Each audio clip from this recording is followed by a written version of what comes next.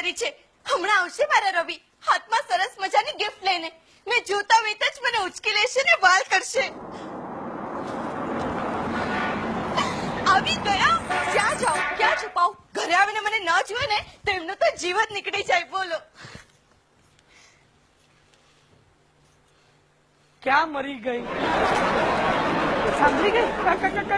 કઈ નહીં. રવિ ક્યારે તારી રાહ જોતી હતી. ક્યાં હતો? કેમ મોડું કર્યું? મેં તારી ઓફિસમાં ફોન કર્યો હતો તો એમણે કહ્યું તું બહાર ગયો છે એટલે મેં તારા મોબાઈલ પર ટ્રાય કરી પણ તારો મોબાઈલ બંધ આવતો હતો. કેમ બંધ રાખેલો? કોને મળવા ગયો હતો? શું કામ ગયો હતો? આ 5 સેકન્ડમાં તે મને 5 સવાલો પૂછી નાખ્યા. અરે તમને બૈરાઓ ને તમારા પતિદેવોને સવાલો પૂછ્યા છે, બીજું કઈ આવડે છે? રવિ સપના છેલ્લા ઘણા ટાઈમથી તારું મારા પ્રત્યેનું વર્તન બોધું થઈ ગયું છે. બોધું? હા, તું મને પહેલાની જેમ પ્રેમ નથી કરતો. અરે હું તને પહેલાની જેમ જ પ્રેમ કરું છું. આઈ લવ યુ પહેલા જેવું જ. એમ? હા. તો મને કે શાહજહાએ મુમતાઝના મરી ગયા પછી તાજમહેલ બંધાવેલો તો મારા મરી ગયા પછી તું શું બંધાવીશ? ગોરધનભાઈ નું ટિફિન.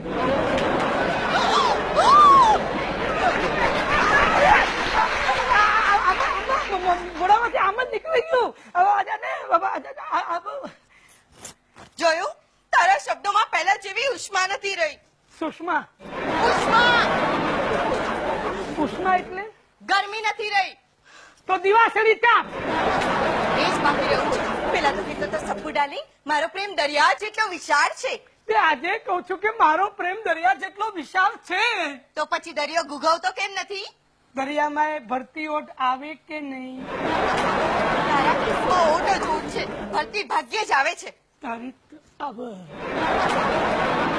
એક ગ્લાસ પાણી મળશે? દરિયાને એક ગ્લાસ પાણીની શી જરૂર? હે ભગવાન, કંટાળી ગયો છું તારી કટકટથી. મારા ઓફિસનું ટેન્શન, ઘરમાં તારું ટેન્શન. હું આજે અપસેટ છું. ના, તારા બિહેવિયર પરથી લાગે છે તું બાર સ્ટ્રાઇક છે. આવી સારી અફવાઓ શું કામ ફેલાવે છે?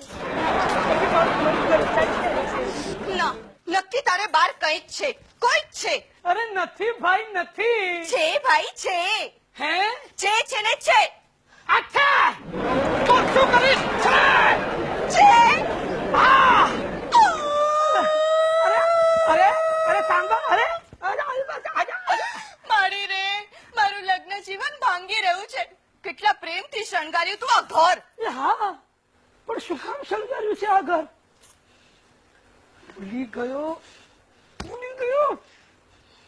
ભૂલી ગયો ડાર્લિંગ. આજે તારી મમ્મીની પુણ્યતિથિ છે ને? આજે મેરેજ એનિવર્સરી છે. તારી મમ્મીની? મારી. તો તારી મેરેજ એનિવર્સરી ની મને કેમ ખબર પડે? તું પણ છે ને? અરે મારી એકલીની નહીં, આપણી.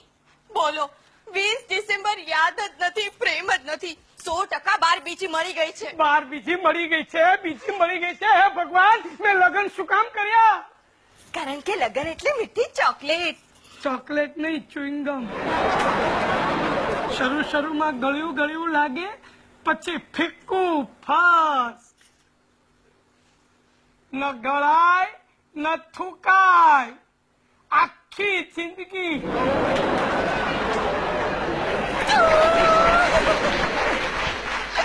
યાદ જ નથી એટલે પ્રેઝન્ટ પણ નહીં લાવ્યો હોય.